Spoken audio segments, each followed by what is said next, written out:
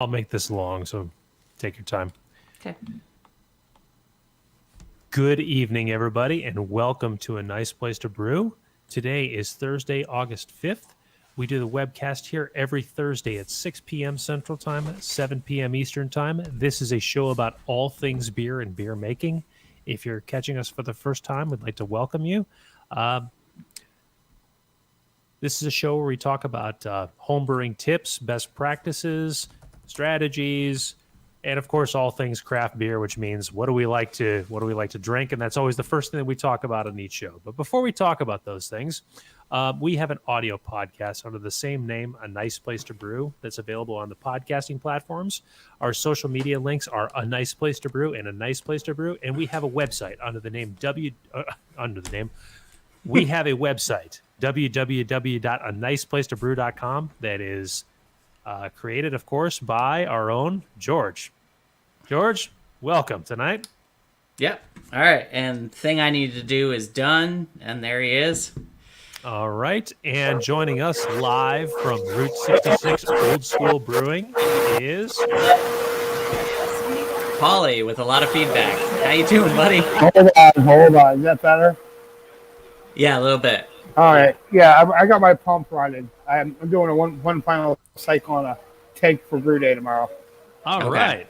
Good deal. So I got to turn that off, and then we're going to do this really quick because the show started, and go. You guys can watch me frantically run around. Hopefully, it'll fall on my butt. That would be entertaining. So, assuming you don't get hurt, you know. So even if I got hurt, it'd be funny.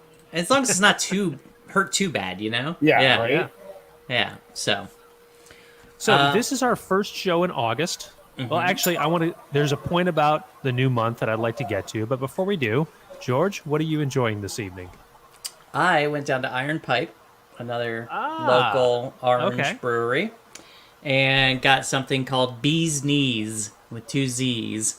It's a 5.8% amber ale, honey amber ale, rather.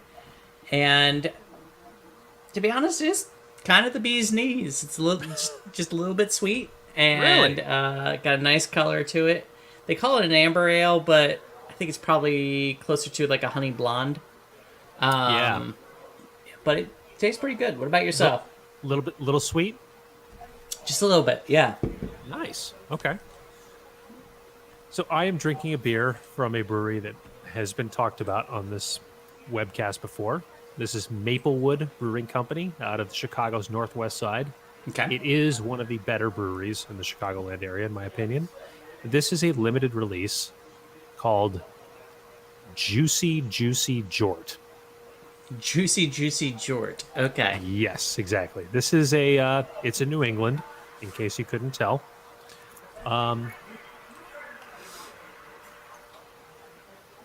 little low on the ABV for the ABV levels that many of Maplewood's beers come out at, and many New England's as well. 6.0% is a little bit low. I'm not complaining, though, because this is very refreshing. And I had this for the first time this past weekend, and I got gifted a couple of cans of it from a loyal JBG member, and which I'm very thankful to. Brian, thank you. And this has been worth repeats. All right. Paul, you got anything there? I got this. This is the amber ale that we did. Oh. It's in real ale form right now. Okay. But it is a really tasty beer.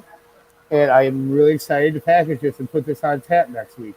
Nice. Absolutely. Is Can we it get carbonated? another glimpse of that? No, it's not carbonated yet. I'll probably carbonate it Tuesday. That's the beautiful thing about these little carb stones right here. I can do it in 2 or 3 hours. Wow. And instead of a couple days. And when I get done with that, I got the hazy that I just released today called Ask You Why, which has got a bunch of fun hops in there. It's got the Pink Boots blend. It's got the new Cryo Pop, I don't know if I've talked about, which I can cover a little bit later. Okay. From Yakima. Oh, hell, well, hold on, I got it right here.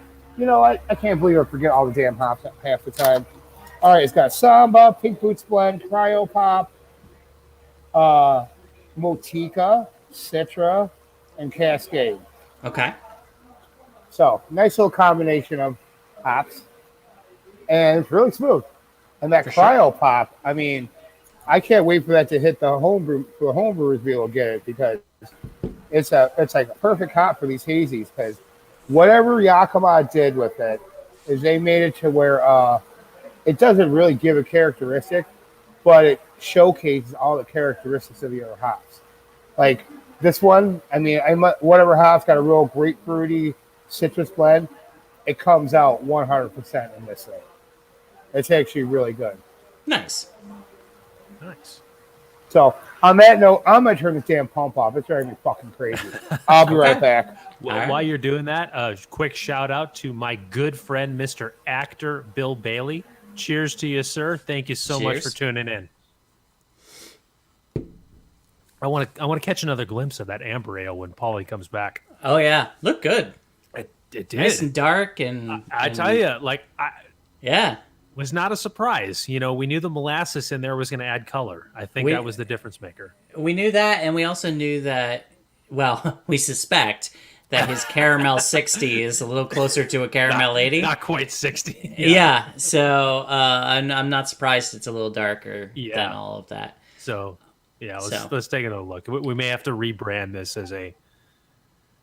No. I think it'll be fine as an amber ale. I don't think it's that dark, and hopefully it's not that nutty. You know what I mean? That's not what we were going for. So, yeah. When upon Polly's return, which appears to be imminent, I did put in the description for this that we were going to come with our best hangover cures. Which is something I thought of about an hour ago, but it sounds fun. So, yes, I agree. Yeah, Before we dive into that, Paulie, could we get another glimpse of the A Nice Place to Brew project? Okay, you're right, George. Okay, that was not like porter dark, like I said. It's ambery. Okay. I'm telling you, the molasses comes through on this really nice. Does it? Really, yeah. I thought it was going to ferment out, to be 100% honest with you. Oh, yeah. But it's not coming through as like too sweet, is it? No, it's like a perfect amount.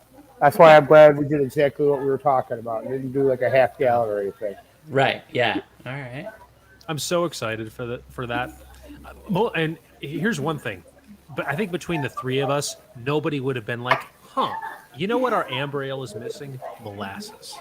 Right?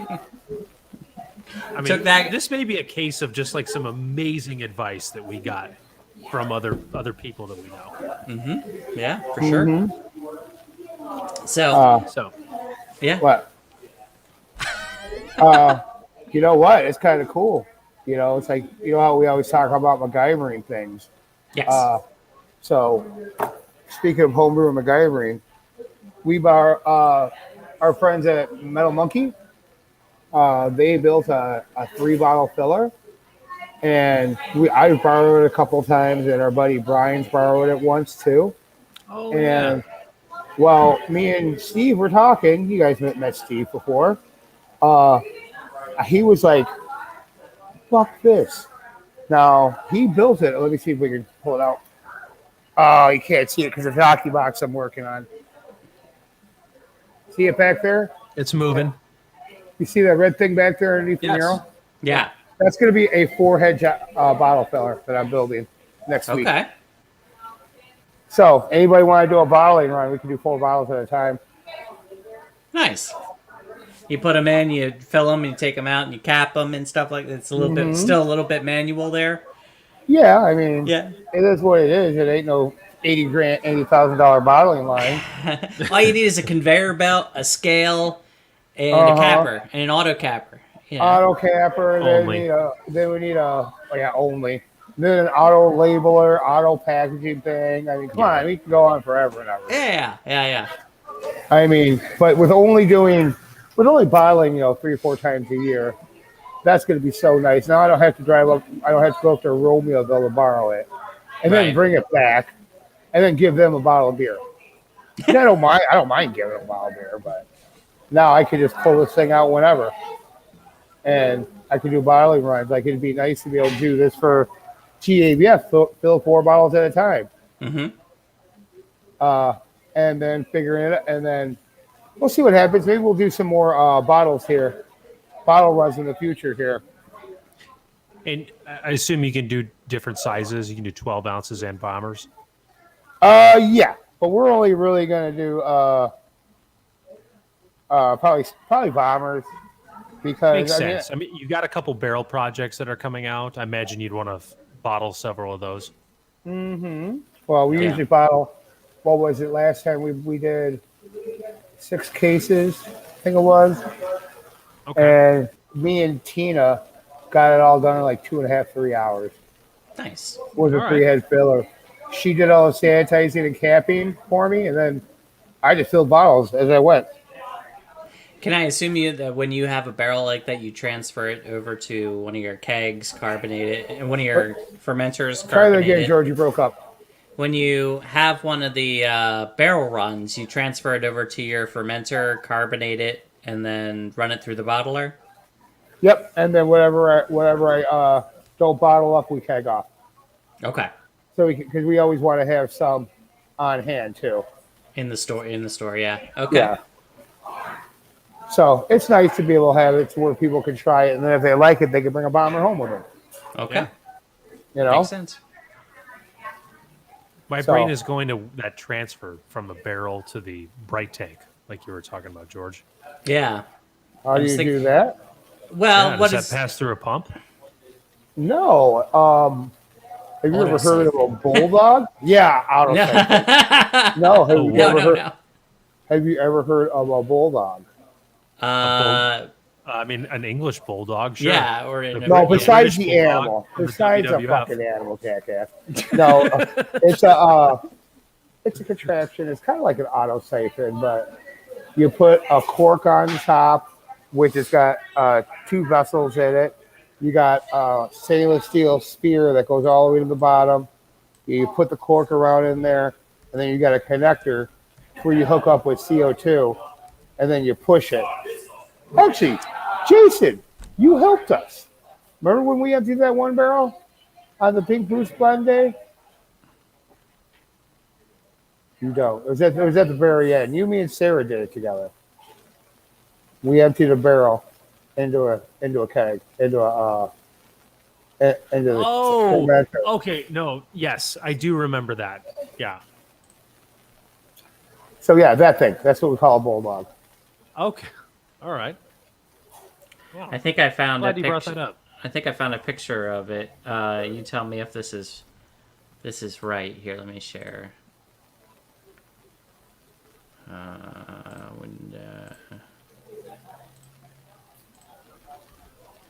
This is what I found, Polly. That's the same exact one that I'm using, except except we don't have the sight glass is sold separately.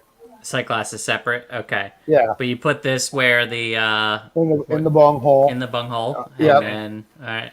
And then that valve right there. What? How do you create the suction to don't. pull it out? You see that? Okay. Okay. Can you see my cursor right there, or right there on the handle? No. Okay. See the blue handle right there? Right here. Yep. Yep. You put a fitting connector on there, and then you pressurize with CO2. Oh, so you push it out. You push it out, yeah. Okay. Because really, I mean, to get any kind of a siphon, you have to get that vessel higher than what you're putting it into. Right. And you guys have both been in my brewery. We got no way in hell that we can be doing that. No. True. All right. So you inject CO2 into here, which creates back pressure for the beer in the cask, and then it pushes it up through the tube and into the fermenter. Correct. Okay. So is that what pushes it through? Do you just have to control the rate of pressure? Yeah. And that's what gives you the flow? Yeah. I mean, I don't think you do more than 10 PSI, to be honest with you. How much CO2 does that use? I don't fucking know. Okay, all right. I'm sorry. I'm not weighing my tank because I'm using it. You know? Uh-oh. Pushing it out, yeah. Thanks, Sean. I do that every morning. I think about you. Yeah. So, all right. My So God, this this is a damn good beer. Sorry. Oh, it's Welcome, okay. Sean. Yeah, welcome, Sean. It is so appropriate. You joined us at the perfect time. George, do you want to cover our topic for tonight? Okay, so topic du jour tonight, burger of the day, if you will, is your best hangover cures. We've all run into them. Some of mine have been because of this show. And so I thought it'd be fun to talk about what our go-tos are and what the best cures that we've ever, a cure in quotes for a hangover the next day. Sean, I'm sure you have a lot to say on this subject, so I'm sure you do. Don't be shy. Feel You free should to send him chime the link in. and let him chime in. This should be fun. Actually, you know what? That's a great idea. If you're available, Sean, we'll totally link you in. So, So Polly, what do you think, man? So I know what mine is. What are your guys' best hangover cures? Well, that's why I tossed it to you. I started Oh, with you. mine? Continue. Start drinking right away. Continue. Hair of the dog. Yeah, Okay. hair of the dog. And 9 out of 10 times you just get drunk again. Okay. That's liquid. Or you could go with greasy breakfast, more sweet. If you get sick, you got the Gatorade, blah blah blah blah blah. Liquid ice. Liquid IVs is all good. What? I didn't touch that. It's funny this should be coming up. I never heard of liquid IV until like yesterday. I still don't know what it is. It's you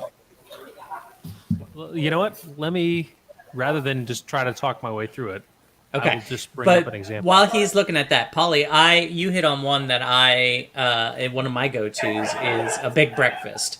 Assuming I'm not hungover to the point of super nausea, I find if I can get some waffles or pancakes or a bunch of toast or something with a lot of carbohydrates that can really help to soak that up, I think is definitely the way to go. Sean's talking about liquid IVs as basically Pedialyte for adults. I have actually seen people drink Pedialyte as a hangover cure. And I have definitely gone for, this kind of... This looks like the stuff that you brought to my house. Yeah, I was just about to say that. So what I brought to your place is called Cure, and it is kind of an electrolyte solution that you put in water, and this seems like it's kind of a similar kind of thing. 1 stick equals 3 different bottles of water. So the hydration of 3 bottles into 1. Yeah. I think that's basically what Cure is as well, and get a whole bunch of electrolytes in your system. That has helped me as well in the past. Is doing that. So I agree. To me, I think the biggest aspect of a hangover is dehydration. Yep. Yes. I mean, I've had some hangovers. It took me 2 days to cure them, and they were wine hangovers. Those are the worst. 2 days? I remember there was one wine hangover I had. It was so bad. I was standing up at a wedding and almost called in sick to the rehearsal. Oh, jeez. Okay. Like, I literally, my buddy had to come drive my car. I could barely make it to his house, and then I'm like, here, you get in the car. And I just sat in the front, and like, oh my God, just kill me now. Just kill me now. That would have been awkward had that happened last month, because I was staying at your place.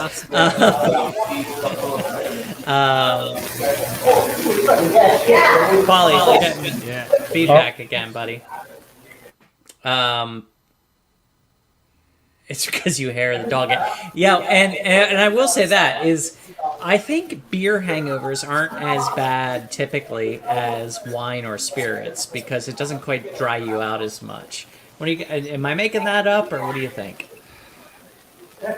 I think wine dries you out. Whiskey I get dries the you thought out. process. I don't think it holds up. You don't think it holds up? I think dehydration is dehydration, and beer more so than wine or spirits.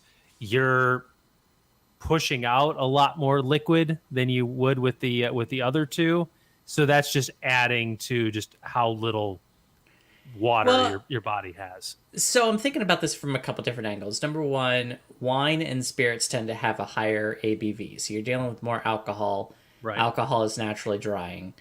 The other part of it is beer typically, unless you have a super dry saison or something, it has some residual sugars. It has, it has some of those things that are somewhat hydrating in it.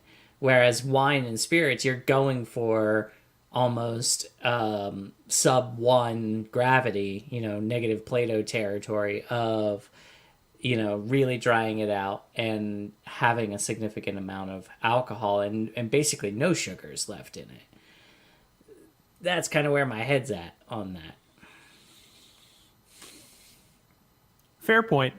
Yeah. The counter argument is wine, for example, does have a thing of back sweetening. So True. I mean, while you're right, the fermentation will go down that far. I don't think it's commonplace that wines are served at those gravities. So I think there's a greater possibility that you're going to realize some of those nutrients from later processes. Now, what would have been really helpful is the sea salt, the gray sea salt beer that we made. Have those salts in there, those natural electrolytes, but no, that was too salty. Yeah. The salt would help your body retain that hydration. Yes. That's what that salt does. And Sean, I have some strong opinions on this, but too much to time. Okay, all right, I get it. I was going to say, you got to let this one go. This wasn't Sean that made you choose it. I think it was Jason. Wasn't he the competition director at that time? I think it was, yeah. So that's not even about Sean. It's just about homebrew club competitions being nonsense. Fun nonsense, but nonsense nonetheless. So here's the other hole I can punch in the wine, spirits, beer hangover point. Spirits will often be accompanied by adjuncts and other flavorings. Like if you drink a martini, you're going to have olives. You're going to have bitters. Right. Whatever it is that you're throwing in with your mixed drink, and also oftentimes there will be ice, which will contribute a limited amount of water to what you're drinking. Now, are you entering hydration territory? Certainly not. But I think it does level the playing field as to what's going to dehydrate you the most. Right. And it just is bothering me because I'm all of a sudden forgetting how to make a Manhattan, which my grandfather would be just... Come on. Right. It's vermouth and bitters. Vermouth. Yes. There you go. Okay. Whiskey, vermouth, and bitters. And, okay. All right. So yeah, but yeah, I mean, you're right. Typically, you don't drink it straight, especially with certain types of alcohol, and sometimes you mix them even with tonic water. Sure. Like gin and tonic, vodka tonic, things like that. So you have certain amount of hydration there. But, I wonder if anybody actually ever, did a study on this. I don't even know how you would do a study on this, but... Have you ever looked online to see just how many products out there that claim to be natural hangover cures? Oh, there's a ton. Yeah. It's insane. And you know what? Every one of these thinks they're like the innovator. These products have been around since I was in high school. They were advertised on local radio going back to the late 90s. There's nothing new about this stuff. This is the same thing as the aphrodisiacs you can pick up in, at gas stations. At gas stations. They've been around forever. They do nothing, but they've been around forever, Yeah. And Manhattan equals add booze. When you think you're done, add more booze. And... So as my grandfather, to chime in on this about the the over-the-counter stuff. My grandfather was a big fan of Manhattans. He always said 2 was the right amount of Manhattans. I won't go into his reasons, but as he got older, the strength of his Manhattans went up. And as he got older, he, obviously he started to have some health issues and things like that. And they kept riding him and saying, "You gotta stop drinking these Manhattans." And he was an old Scottish battle axe, and he's like, "No." So I think the day he died, he had at least one Manhattan, and I say more power to you, buddy. I totally agree with that. Cheers to you, sir. Yeah. God. At that age, if you want to have a Manhattan, drink a goddamn Manhattan. Jeez. That's what I'm saying. Yeah, yeah. I always completely agree. He always had a martini shaker in his fridge that had Manhattans in it, like made Manhattans, so he could just pour himself a Manhattan whenever he wanted. Just shake it up and pour himself a Manhattan. And yeah, that's I was gonna say it's my namesake, but I'm technically his namesake. So yeah. There you go. Yeah. All right. What else? Other things that contribute to a successful hangover cure. Okay. All right. I think we've covered hydration in pretty good detail. Yeah. Yeah. Here's another thing that, this might be controversial, but, it can't be more controversial than hair of the dog, for God's sakes. But I was told this in my mid-20s, and I do think this holds up to a degree. If you're night drinking, and it's night drinking that sent you a little higher than you intended to go, in the late hours before you're turning in, if you just happen to take a couple of Advils in the process there, that may speed your recovery up. And yeah, I think there's something to that, because I think that's saved me some time. Yeah, dilate the old blood cells and sure. Yeah, the blood vessels rather, and yeah. I've heard that too, and I think there's some validity to that. Yeah. Do you remember a show? It was early 2000s called Brainiac. Kind of. Yeah, they did a whole episode on hangover cures, and they just got blind stone drunk, and then the next morning broke off into groups and tried different hangover cures to see which was the most effective. And I see a challenge for the next time we do the audio podcast. We can talk about it. We can make it a two-parter as we're getting drunk, and then the next morning the aftermath. It's not going to be a good product. It's really not. Come on, but it'll still be fun. I mean, that has to be video. That obviously has to be video. All right, that's it. We'll do a back-to-back show. We can do it. It's not going to be good content. Oh, I would love to watch. Hey, people tune in to watch your mom's basement or whatever that thing's called. And they just talk about random shit all day. They can watch us get blind drunk and talk about random crap. We'll get drunk and Jason and I will talk about different Batman comics, and Paulie's over here going, "Motherfucker," and that'll be fun for some people. All right, you win. You're right. I can't. No. Yeah, I can't stand my ground here. Challenge accepted. I have watched the hell out of all of those things that you're talking about. So. Yeah. What is that one called? Is Your Mom's House? Your Mom's House. That's what it is. Yes. And it's mostly video watching of some horrible people doing horrible things and getting caught. Right. Yeah. So you wanted to circle back on the over-the-counter stuff with Paulie. Oh, yes. Okay. Yeah. So, Paulie, I brought up the fact that products that sell themselves as quote-unquote natural hangover cures have been around since the late 90s. Oh, they've been around since forever. I was going to say way more than that. Yeah. Maybe even longer. But anyways, new products continue to come out, and there's still branding and touting themselves the same way as the first company that's come up with the cure for hangovers.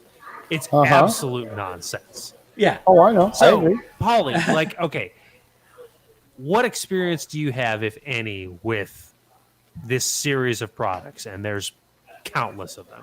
None. None. None. Okay. I just suck it up and deal with it. You just suck it up and deal with it. Okay. All right. You know, it reminds me of a meme I've been seeing here. It just started coming around social media probably the past couple weeks. Talking like, if you're, you know, kids nowadays are soft, you know, you go out and you have a fun night, you call off work the next day. Yeah, we'd show up wearing the same clothes, a wristband from the club we went in the night before, no sleep.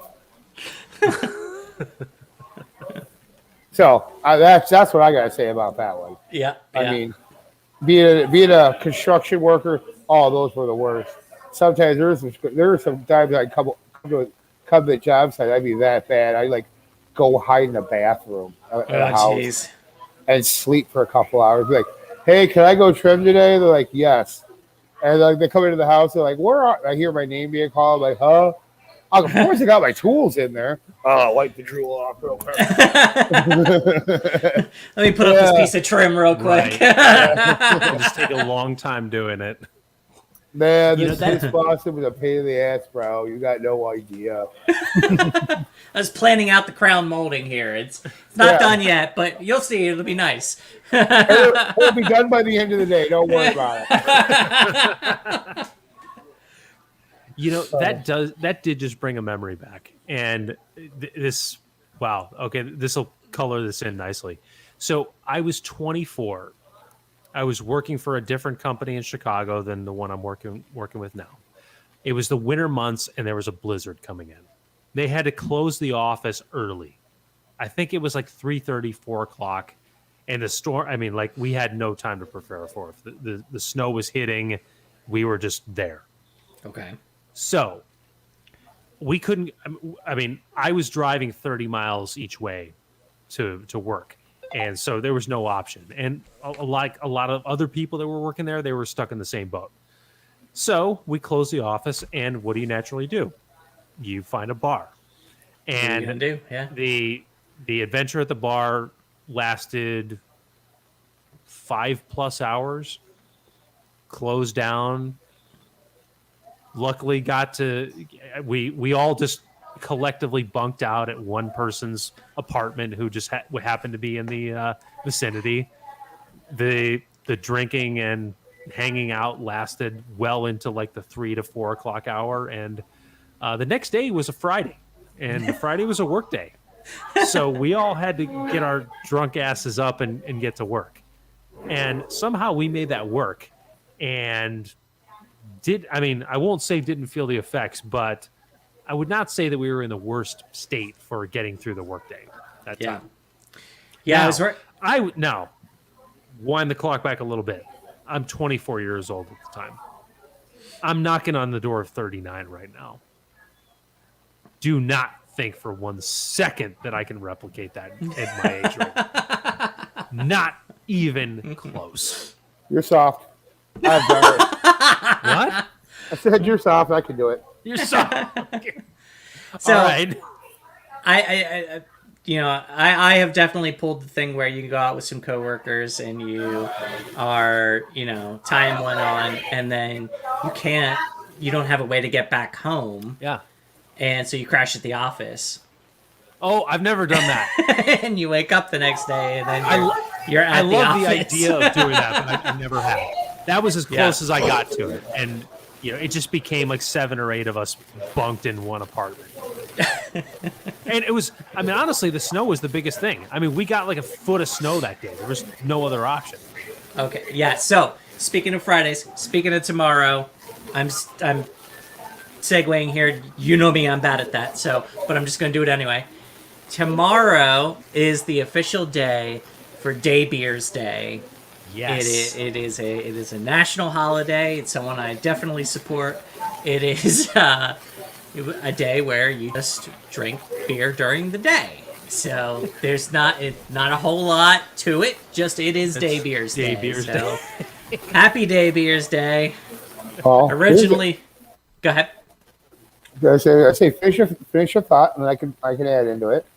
Originally portrayed on the Canadian show Letterkenny, which is rather humorous, and of course ended in a good brawl. But yes, that was where that came from. So this is a recent phenomenon. This is not a storied tradition.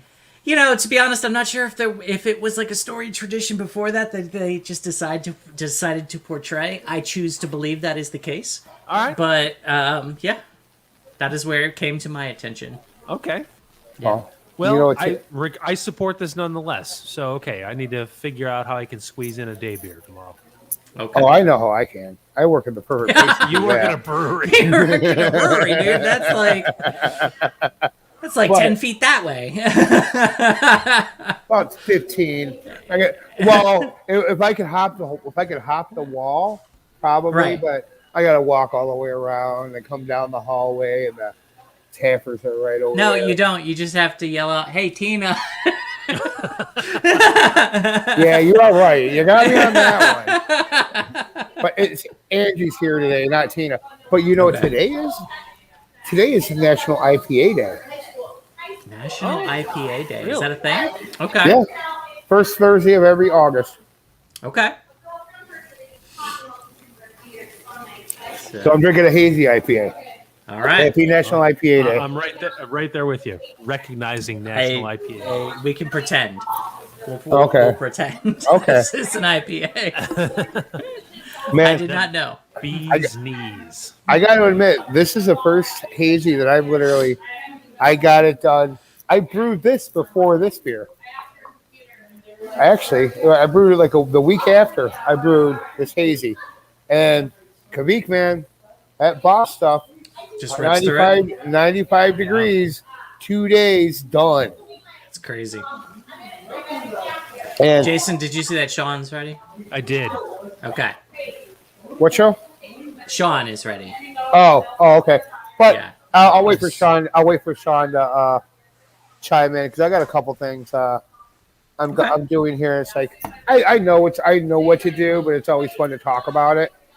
Well, while we're waiting on Sean, I do want to report in on 2 new breweries that I checked out yesterday. I had to head up towards Dulles and pick up my wife at the airport. And so I decided to do a little brewery hopping and got a flight at each place, making sure I stayed a requisite amount of time so I wasn't driving inebriated. And the first one I went to was a little place outside of Wilmington. Is it Wilmington? No, Warrensville, Virginia, called Death Ridge Brewing. It is a farm brewery outside of Warrenville.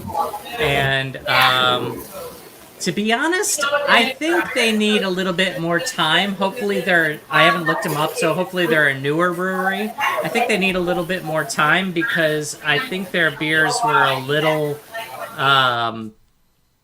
underdeveloped. There was some flavors in there that I think could use a little bit of refining. And they did have one sour, a raspberry sour, that was pretty good. And the Vienna Lager was passable, but I think that with a little bit of refinement, they could really get places. And then the other one I went to was Mustang Sally's. Is that the one with the nice, colorful flight? Yes, I sent Jason a picture of this. It had a nice, colorful flight. And that one actually had some pretty good ones. So, Jason, if you're flying in, come into Dulles, we'll drop by there. Paul, Done you too. and done. And they also had a pretty good sour that I had. And then the one that kind of stood out to me was they had the very first tiramisu stout called Dessert First that I've actually liked. Okay, Oh, you Polly, I have think had you're- the other tiramisu stout, have you not? Where? Yeah, I'm just getting Metal ready to chime. Yeah, what about the Metal Monkey tiramisu? So when I had the Metal Monkey tiramisu stout, I think it was infected. Oh, Oh. because it was a can, and when I had it, Oh. Okay. do you remember this situation? I do remember getting cans of it. I thought that we had some draft. No, I did never had a draft of the Okay. tiramisu stout. All right, we're So on different. I don't know if that one is a good. I don't think it was a good representation of what Metal Monkey made as a tiramisu stout, but I have had it at other places, and it was either too sweet, too heavy on the coffee, or not enough of either. And Mustang Sally's actually had a good balance of those flavors and such, and it was really quite good.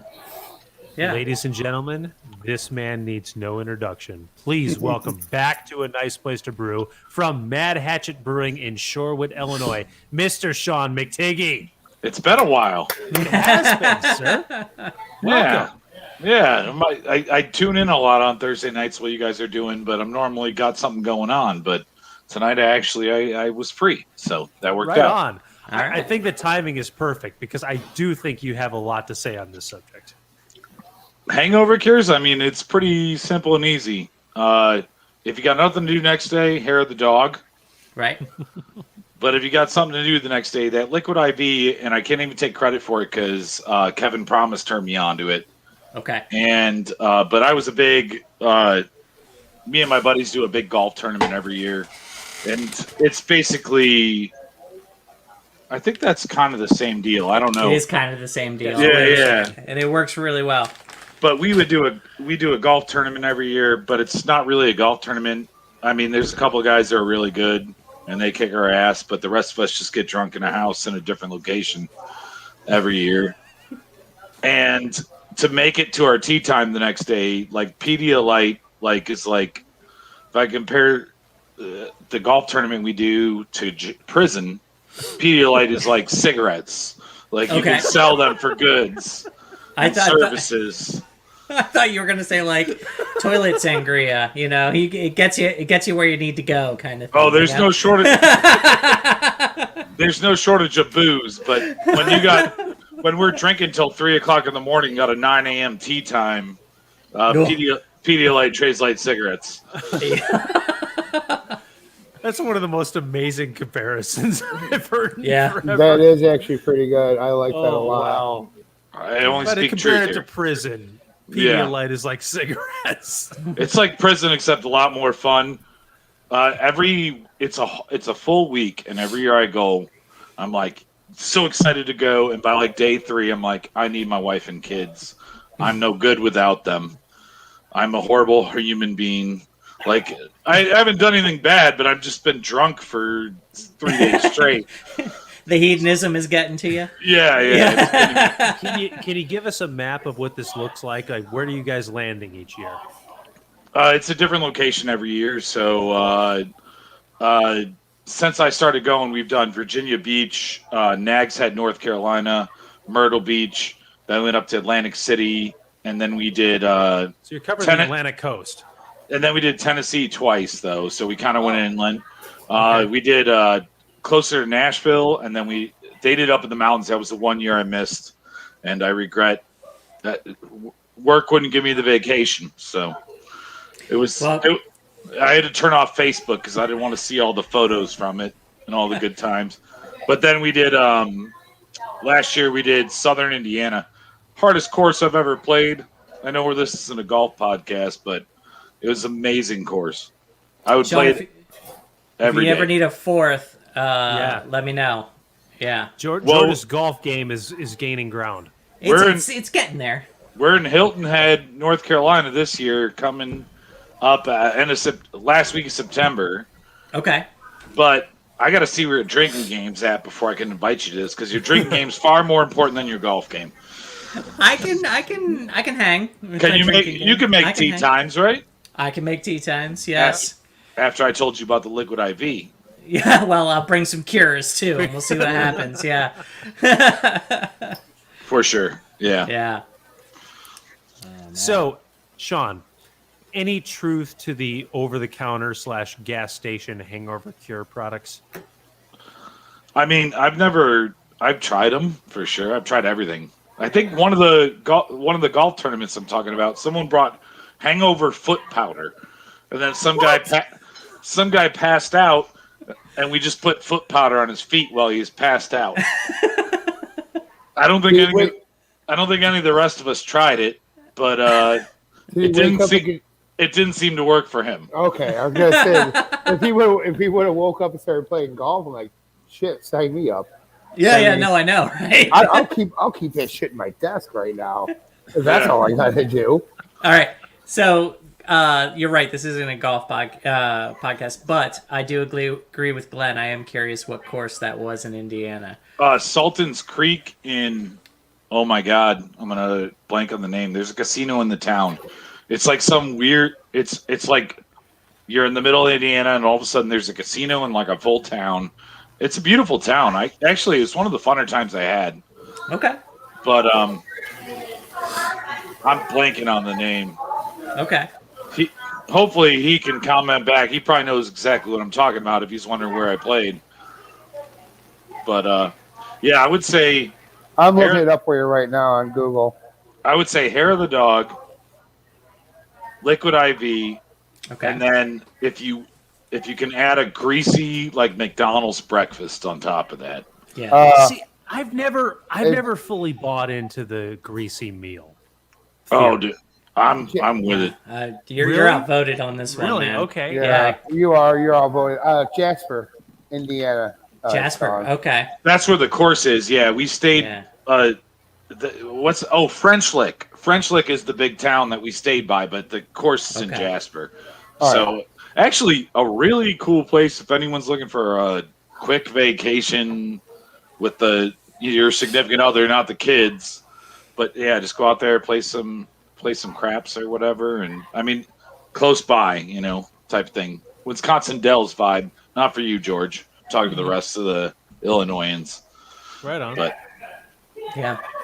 So if you guys are looking out in the East Coast again next year, Nelson County has some good golf courses down here in Virginia too, and it's really pretty country. So definitely something to look into. I'm headed through your way. I'm gonna go to Hilton Head. I'm gonna drive through there, and I'm gonna stop in Norfolk overnight.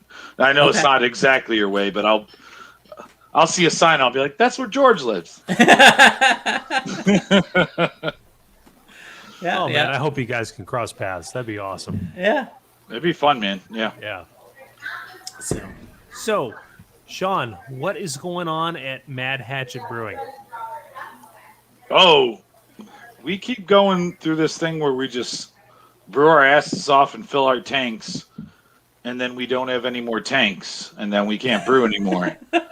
Oh, shucks. So, I mean, it's crazy, but no, we unfortunately right now in the brewing industry, I'm sure Paulie can relate to this. You start brewing your autumn beers, and you're like, summer just started. I don't want to brew autumn beers. I tell you, I'm actually. It's amazing how fast that has come up. Workforce is insane. They released their Oktoberfest already, which I mean they're good insane. Oh wow! So I'm so glad we landed on this because I just mentioned at the top of the show.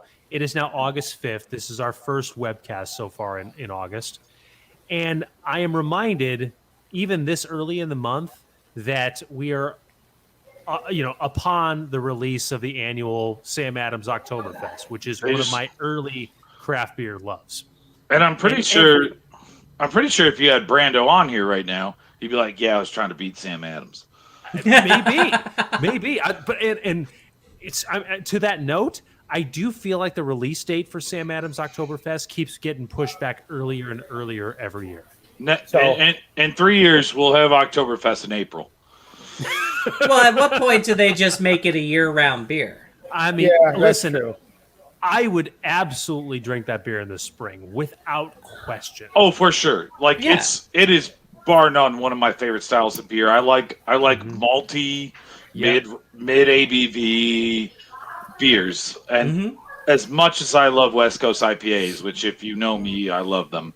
But so it's for us. It goes against what we do. if our beer's on, drink it now because we probably won't brew it for a year or maybe even more, type thing. That's how Mad Hatchet rolls. But it's like that's what we. So that's why we can't do it. But we now that we got the big tanks, we're trying to keep a multi beer option on, and we're about to brew our Scottish Wee Heavy. Okay. Our Marzin's already in the tank because that's what we have to do nowadays. Right. but no, we got a Scottish Wee Heavy that we're gonna do, and then I think we're gonna do our English Brown, and we do a big 10-barrel batch. So I mean, I'd like to say it lasts for a while, but I can't predict anything right now sales wise as how fast stuff goes. It's been insane, good insane. You guys brought in a 10-barrel tank? We have 2 10-barrel tanks. Yeah, really? Frankenstein and Pennywise. We got 2 new tanks. You have to do a 2-turn on that to get them filled? We'll do a 2-turner, or we'll do if we're doing a low ABV beer, we'll do a high gravity brew, which is and then dilute. Dilute, yeah. Is there's a lot more into it than that. Like you got to account for IBUs and SRM and all that stuff. Right. So you got to kind of know your efficiency like to a T. Yeah. We're going to get this much, or we're going to be in this range, so we can dilute it with our IBUs. We'll be at this point, and then our SRM will still be in the color range or where we kind of want it to be for the whatever beer we're brewing at the time. Stouts are easy, obviously, in that, but we can't do a high gravity stout.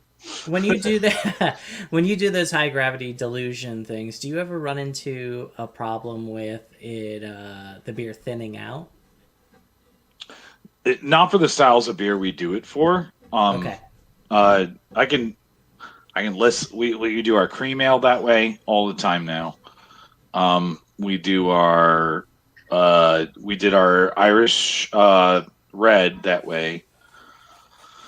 We did a summer wheat beer, a fruited summer wheat beer. So like all that stuff, it's like you're not really worried on it that thinning out because it kind of goes to those styles of beer. Okay, yeah, because even like the Irish Reds, I picture those. They're not like super, heavy on the mouthfeel, but they are a little bit more malty, a little bit more full bodied, and so that's one that I think obviously you guys take that into account. I'm sure if you use Beersmithy, you're plugging the extra water and whatnot in there to help with those calculations. But is that that's one I would worry about of. Am I going to get something that's going to taste thin? Well, the thing is that you're using enough grain for that batch, but our boil kettle just can't fit the volume of that batch. Oh, sure, yeah. So for instance, the Irish Red used to clock in, and I think a little over 200 pounds of grain. We can fit about 350 pounds of grain with rice hulls and water in our mash tun. Okay. So we brought it up to 3. I think it was. I might be guessing here, but around 310. We made it. Basically, we're brewing an 8% Irish Red.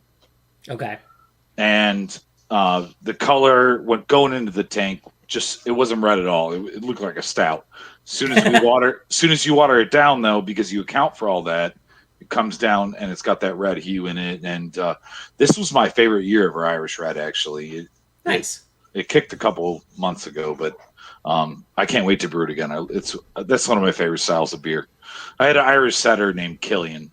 He recently passed, but that's how much I love Irish Reds. So yeah, that was one. I mean, Sam Adams was one of my first ones too. Their Boston Lager, but Killian's Irish Red, that was one I latched onto pretty early. Yeah, that was like I was the weird guy bringing Killian's to a Bud Light party, basically. I was. Me too. Sam Adams and Guinness. I was the regular who brought those in. Yeah, and everyone looked at me like I was insane. And what's great about that is no one would drink your beer. Like if the party got a little thin, they'd be like, "Huh, we got to get more beer. I'm not drinking that." And that was the cool thing about adapting. I won't call Killian's a craft beer or Guinness a craft beer. In the sense, it's not a craft beer, but really it's a different beer than what 20-something-year-old American young boys trying to meet women drink. Well, I think you're right. It's probably not craft, but I do think we could fairly say it was probably a gateway to craft. Yeah. It was my gateway. Killian's and Guinness. I mean, those were granted they're imports, but my first American craft was Sam Adams Oktoberfest. Or go back to that situation. Yeah. I mean, if it wasn't for that, because I remember the night exactly. I was at a Halloween party with Sam Adams Oktoberfest, Goose Island Hex Nut Brown. You guys remember that one? That was a really good brown ale. I don't think I drank that one. And then the classic, which I really wish Goose Island would pull back out of their portfolio, the Honkers Ale. I mean, come on now. That was a great beer. It really was. Yes, it was. I think that Sam Adams was the gateway drug for many a craft beer drinker. Mm-hmm. Well, yeah, and I remember like the first beer I brought where I was like, no one's even know what the hell this is, was Magic Hat number 9. I was in Norfolk. Oh yeah, at the Magic time. Hat, yeah. But I was like, this is delicious. And then I remember my good friend's girlfriend, who is now my good friend's wife, and who is a wonderful lady in case she ever sees this. No, but she would be like, Sean, you get hammered quick off that Magic Hat number 9. Because I just thought beer was all the same ABV at that point, you know? Yeah. Yeah, little bit more potent. It's like, I don't know what Magic Hat, now I got to look it up. But it's not much more, but it's enough that it makes a difference. When you're in your early 20s and you're just smashing beers. Yeah. And then you realize, oh, I shouldn't smash this one. I don't know what the ABV on it was, but it was a good beer. Okay, so kind of synthesizing the golf thing from earlier a little bit. So I've been doing a lot of different golf stuff recently. I saw an advertisement for something on social media that I thought was just plain ridiculous, but I kind of want it. It is a golf tee that you punch into a beer can, and the idea is you hit the golf ball off the tee, which knocks the tee out of the beer can, and then you shotgun the beer. I can get behind this. It sounds like fun. I gotta think the can will be destroyed. Paulie, get a set of clubs, dude. What are we doing? Wasting all our time. We need to be on the golf course, shotgun and beers. Yeah, I know, right? I don't even know what to look up. Oh man, I'll have to. I've only played ball golf once in my life. I was like 14 years old, but I've been playing disc golf since. Fuck. Okay, all right. Here, Paulie, okay. You and I are overdue for a round of disc golf. Oh god. Oh Jason, the next door, the candy store. It's gone. It's a disc golf pro shop now. What? Yeah. Oh, shit. Oh my god. Yes. Yeah. All right. Take a look at this. So this is it. So you punch that into the can, you hit the golf ball, you shotgun the beer. I love that it's a Bud Heavy because that's my cheap beer of choice. Oh man, I can see a lot of hams. A shoddy? A shoddy. That's what it's called. Yeah. All right, how much are they? Oh my god! Hey, go back to that. How much are they? They are. are. They're $10 for a pack of 3. Right. I got you, Paulie. Let's go golfing. All right. Yeah, let's go have some fun. We're in what it is.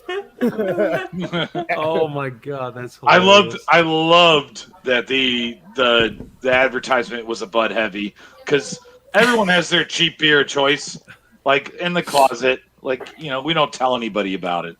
Right. That's my cheap beer choice. I got OG Bud. What do you got? You hams? I got 30 rack of hams at my house right now. Dude, hams. All he does talk up the hams. Hams is a goddamn delicious beer. Thank God. I vote for it. I don't know if we're taking votes, but I voted for it. Well, I don't know if you heard. I don't know if you saw this, but I think the press release came out last week because I've been seeing a lot on the Hams Facebook page. Mostly because Hams is owned by Molson Coors now. And now they are discontinuing 11 beers from their portfolio. And Ham's Special Light is one of them. And the whole list of them, I mean, half the beers I would never fucking drink anyway. Are you saying that Ham's has 11 different varieties? No.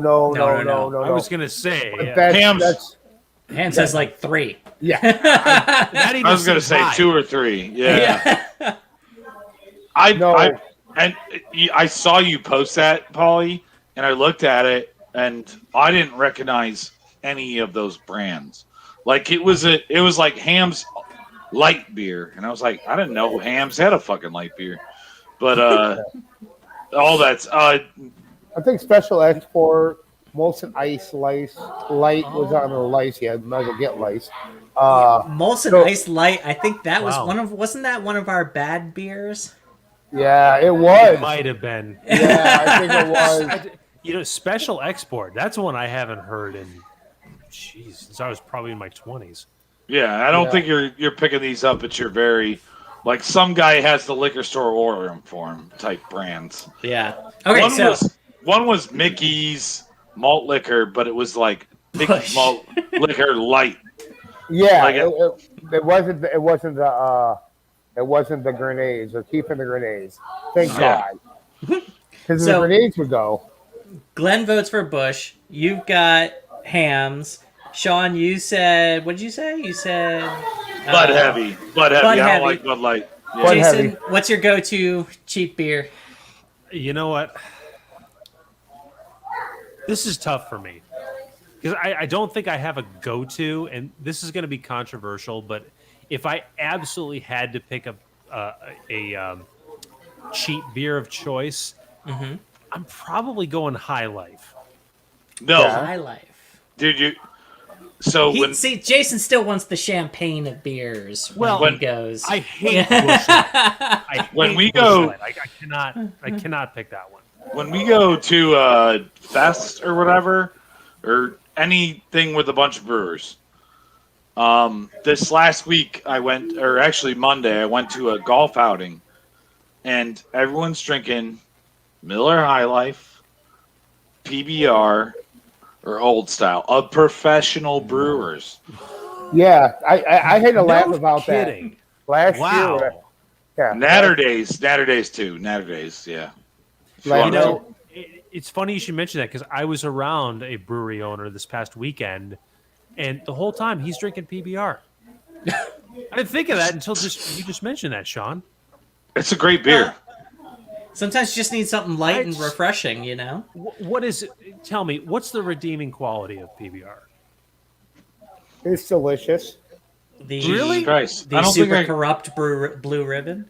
I don't know if I could. I don't know if I can tell you. I can tell you this. Going from homebrew to brewing professionally, is I'm constantly trying beers, hoppy beers, all these beers. Sure. And sometimes when I go home, I just want to drink something easy. And that changed from being a home brewer. I was a crap beer guy. Screw the big companies, screw the macros.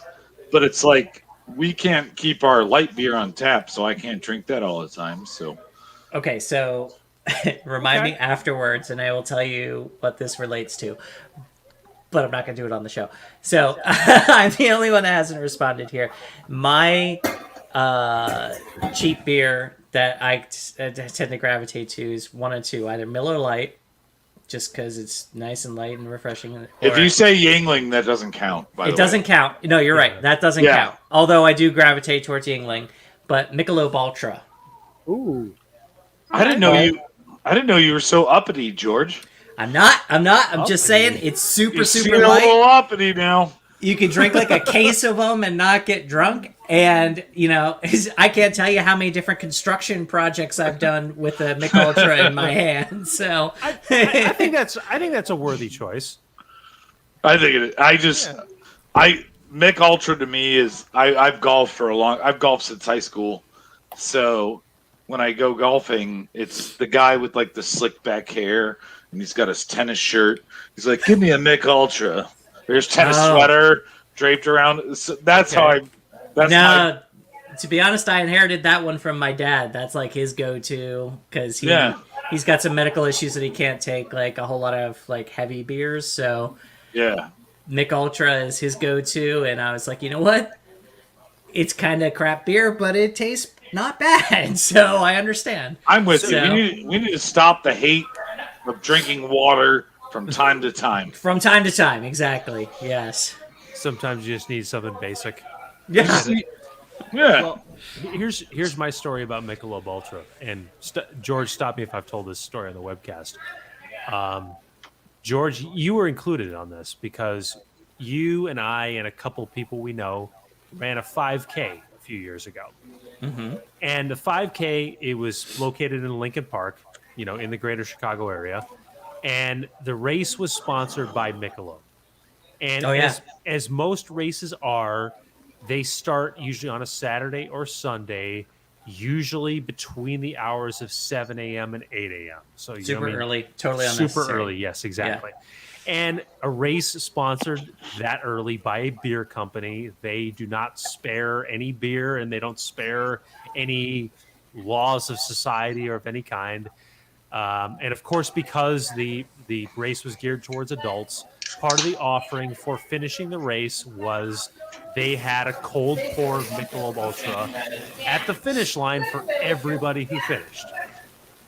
Now, I'm not a hair of the dog type of guy, and just getting handed a beer early in the day is kind of a steep hill to climb, at least at this time.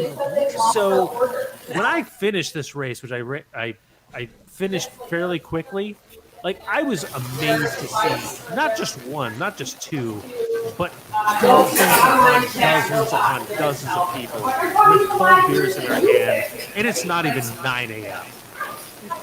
Yeah. You get offered a cold beer at the end of a race. You drink a cold beer at the end of a race. That's because I was offered the same cold beer, and I it's like when okay. The way I look at it, a situation like that is either like a brew day or at the airport. Time doesn't matter. Is it 9 a.m. and the bar's open? That's fair. That's fair. That is a fair comparison. Not to make this a golf podcast again, but you guys should really take up golf because you'll pull up out the door. You'll pull up at the second hole at 8:15 a.m. and the garbage can at the second hole is already full of empty beer cans. Okay, so that depends on the course as to whether or not they had a bunch of guys roll through and drink beers and shotgun one on the first hole, or did they not empty it from the day prior? Good. Both question. are plausible. Yeah. All right. Hello to Chad Lindahl from Nick and Ivy's in Lockport, Illinois. I have a lot of questions about this, and Chad, we will talk at a later time about this. The best beer I ever had was at the finish line of the Chicago Marathon. I love this comment, and I so badly want to know more. Oh God, sure. I want to hear the story. That's it. I'm going to Nick and Ivy tomorrow. I'm sure it wasn't the best beer in the world, but I'm sure it tasted just phenomenal after I was going to say... I'm pretty sure Michelob Ultra. I'm pretty sure Chad can't even tell you what it was. It was just in a glass, and he was like, "I'm done running. This running is a horrible thing." Right? It's terrible. Yes, it's a horrible thing. Sean, you can't deny this though, unless it's the Joliet Brewers Guild 0.5K race. Dude, we have to make that happen. Yes. It's not I remember talking about that. No, we haven't done it yet. It is. This is one of the best ideas ever. It is. I don't even know if we should put the idea out on the internet, but whatever.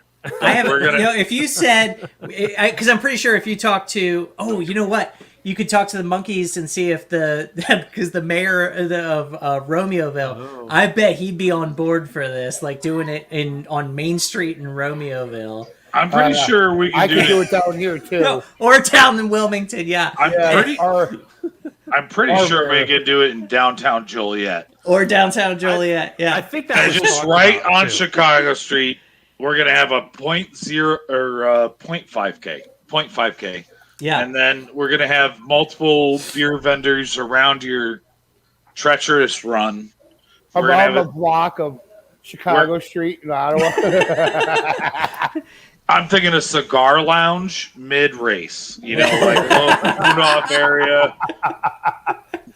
Yeah, you know, take a breather. You already done 0.25. Right? Yeah. Take a breather. Obviously, you need a cigar and a beer. You know. Yeah, man. I mean, I'm not you've much run of a 400 cigar smoker, meters. but I'll smoke something else. Rome wasn't built in a day. Yeah, You know, that's all I'm saying. Oh, that's a great idea. Oh my gosh! That has to happen. Yeah, it does. It does. All right, you talk to Kevin on Saturday, and you get it done. That is a race I'll fly out for. That's Kev's brainchild, and I just want to make it happen. Yeah, I want to be a cog in that magnificent idea. I think there's enough support around this. Yeah. I do believe the topic has been brought up to our friends in Joliet, and they are supportive. Could you? I mean, what craft brewery in Chicagoland? I'm sure Matt Hatchett included in this. Wouldn't want to be a part of that and just be like, hell yeah, I'll have a stand with, you know, a jockey box and a few beers, you know, kind of thing. Not only are we going to support it, I'm going to run the race. I know. It's a big endeavor. Yeah, you can sell some tickets, give people like a printout number that means nothing, and have the proceeds go towards some charity that the JBG picks. I'd like the numbers to have like random letters in them, just to there you go. Tell everybody that they don't mean nothing. We just jammed on the keyboard real quick. Exactly. And Sean, you'll be wearing pink spandex, right? I mean, I'll be wearing something to show off the goods I got. Oh God! Don't paint that picture, please. Molly, you're not gonna sleep tonight, but enjoy. Oh God! I guess I would have to draw myself an alcohol now. I was thinking about that one. So what is it called? Liquid IV? Do I gotta pick it up in the morning? Oh yeah. So Chad ran a marathon, but he'll start training for that 0.5. 0.5K. All right. Get your liver prepared there, Chad. I know you got kids. It's a long way to go. It is. Yes. Jesus. Yeah. Oh. I just stepped back from that. It's a pretty treacherous run. So. It is. Yeah. Pace yourself. Mm-hmm. So. I mean, I'm thinking every parking spot on the route would have oh my God, think of all the breweries there. Every parking spot in the route throughout Joliet, we could do that. Or we could just run to the parking lot of the Rialto. Right. Sure. I mean, what is it, 2 laps? I don't know. Yeah, right? Yeah. Then you get 2 cigar lounge breaks. I like that. Yeah. Uh, I like where your head's at with this, Paulie. Yeah. All right, I got a couple technical questions actually, mainly for both of you guys. Okay, this first one's kind of for Sean, so I'm sure if Chad you're watching, maybe you know the answer to it. I had a keg that's been leaking, and it was full, so we just kind of let it go. And then today I cleaned it, and here I can show you. Granted, it's not this keg, but it's leaking right around the ball of that gasket. Is that fixable, or should I just get a new spear? Can I talk to you about it offline and not bore homebrewers? Sure. I don't know. Is that boring for homebrewers? Like, I'm gonna say no. Let's dive in. Yeah. Okay. If you look at the rubber gasket, it's probably got a niche in it. Yeah. And then I don't know if you lease or bought your kegs, but if you lease them, you bought them, so you're gonna have to buy a new spear. Yeah. All right, that's what I thought. Because I looked into it, because I looked at like the whole diagram and everything, and I know there's a spring in there and all that. I just wasn't sure if that rubber gasket can be replaced. Yeah, our keg washer has taken a couple of those out. Not enough to be worried, but I think 5 in 2 years. So, when you have to replace those, does the old spear screw out and then a new one screws in, or how's that work? Okay, actually, kind of. There's there's a. All right, here. Let me see. Get up here. Pull it up again. Right around here, there's like a snap ring that holds it. That holds this in, and then once you cuss in anger and get it out, get the snap ring out. This whole spear turns a quarter turn, and you can pull the whole thing out as one assembly. Oh, so it's kind of like a twist lock thing? Yeah, kind of. Okay. And the spears are only $20, so it's not like it's the end of the world. It's kind of that thing's because this is on the internet. It's kind of like a cotter pin, and any pressure that you have on that will be released and kill you. So that's why you make sure it's depressurized. Yes. Please don't. There's better YouTube videos to go to than this one for how to do that. Please watch them because it's a dangerous process for sure. But once you know what you're doing, it's fine. But just know what you're doing. And the big thing is make sure your kegs are depressurized. Yeah, I guess the biggest thing. You know, it's kind of funny because I watched the videos and all these homebrewers on the YouTube were like, "Oh, you took a screwdriver, you depress the valve." I'm like, I'll grab a stanky tapper and depressurize it that way. You know, the thing about that.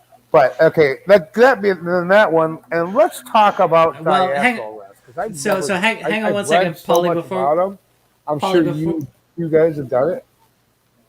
Go ahead. Before George. we leave that real quick, so those cotter pins, they kind of give me the impression of like, okay, did you ever hear about when you're working on car stuff, something that's colloquially called a Jesus clip? Yeah, but they're not quite a Jesus clip. They're not quite a Jesus clip? No, right. not quite a Jesus clip. They're called a Jesus clip, Jason, if you don't know, because when you're taking them out, they tend to get lost. Like, because they hold it in really well, but as you're pulling it out, they tend to spring out and disappear into the car somewhere. All right. And so it results in a lot of swearing and blasphemy, hence the name Jesus Clip. Okay. So the cotter pin, especially under a little bit of pressure, kind of gives me the impression of that. But is that not as big of an issue on that? Well, yes, to a point. So the reason the whole Jesus Clip that I've always heard is like I heard it first time I heard it when I was in plumbing, because I have like C clips and cotter pins that hold stuff in. And you go to put that in, you don't have it set right away. You go turn the water on, and the Jesus Clip has not held, and that cartridge comes shooting out against the wall, breaks tiles, you're flooding the house. And you're more blasphemy. Jesus, more blasphemy. Yeah, exactly. These are very different things then. Yeah, they are different things. But Jesus for two very different reasons. Same effect. But there's still clips. There's still clips that when you lose them or they don't work right, it's blasphemy. Yeah. So anyway, you were talking about diacetyl rests, and yes, we have definitely done diacetyl rests. Yep. Yeah. So granted, I know about them. I know after your terminal gravity, you bring it up to room temperature. You let it sit for a couple of days, and then you drop it. Are you talking specifically loggers? Correct. Okay, cool. Correct. Yeah, I know because I got a Mexican lager here in that tank down there on the end, and the only couple times I've done loggers were in my garage, and didn't do diacetyl rest and stuff like that. But it was just homebrew, so didn't really care.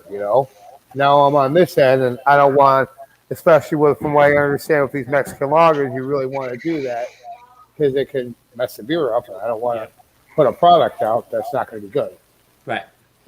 So, I mean, from what I said, is it basically the same? Like, I do my yeast dump. I bring my temperature controller back up to like 70 degrees, let it sit for a couple days, and then drop it back down to lagering temp. This is all done before you do the yeast dump because it's the yeast that's going to chew up that diacetyl. Oh, okay. Yep. So you do that before the yeast dump. So what? Yep. Once I hit terminal gravity, then I raise it? Yep. Yes. Okay. Yeah, Perfect. Sean, do you have any? You agree? Yeah, I mean, you can dump the yeast. The residual yeast will be in there. Like, if you've already dumped the yeast, you're fine. But I haven't done anything yet, so. But, yeah, there's no reason to dump the yeast beforehand. And just like these guys said, the yeast are going to eat up the diacetyl, and just time, man. You got a sample pour on those bad boys. Take a sip of it. Yeah.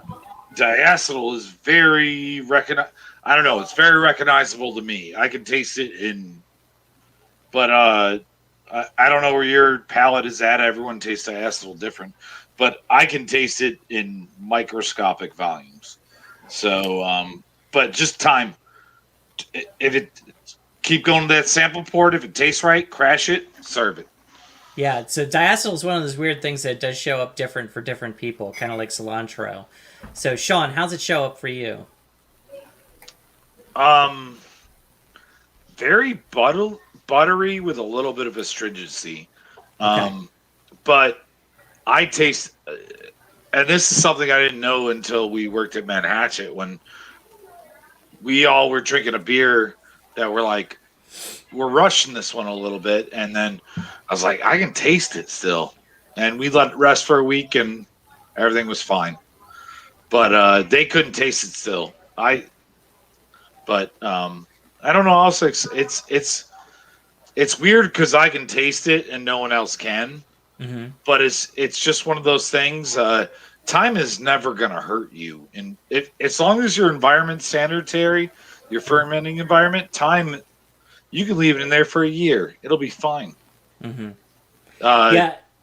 Granted, dry hopping is a different thing, but other than that, for generic, just straight grain beer with no hops, just give it the time. Give it the time. Yeah. For me, it's always shown up as kind of a filmy texture more than anything. Diacetyl. You get that buttery, but it's always kind of been like the beer kind of feels filmy. And so that's the slickness on the tongue they talk about, I think. Exactly, yeah. That's how it kind of shows up for me. But I mean, Paulie, Sean's right. Just, take a sample every couple, every day or, twice a day, just a quick, 3-ounce pour, and when it's where you want it, crash it. All right, I'll go ahead and give that thing a taste tomorrow when I'm brewing. Yeah, just keep tasting. Did you end up using the corn sugar like we talked about? No, because they ended up being able to talk to Country, and they were able to go pick up the flake corn. Oh, okay. So I just used straight flake corn, all the way through. So yeah, it's good. Like I was all ready to do it, but then they're like, "Oh, we talked to them. I'm going to pick it up at 2:00." I'm like, "Sweet." So they'll have to save that corn sugar for something else, There you go. But yeah, I appreciate that info on that, because I've been sitting here thinking about it. You read so much, but me personally, I learn more by talking and doing it. Reading it, I can only learn so much from it. Yeah. And if I can plug anyone who's listening, local brewer guild, I mean, that's a game changer right there when you're able to take this beer and be like, this is what I taste. I taste something different. Those home brewers guilds not only are they fun, but they're informational and for people who have no clue what you're talking about otherwise. Right. Uh-huh. So you sometimes walk out of them going, well, shit. But at least right? And you can make corrections. So. Oh, it's kind of funny. I was talking on Tuesday, did a collaboration with our friends at Will County. We were doing a barrel-aged barley wine. And me and Joel got talking, and I forgot how we got on the subject of talking about it.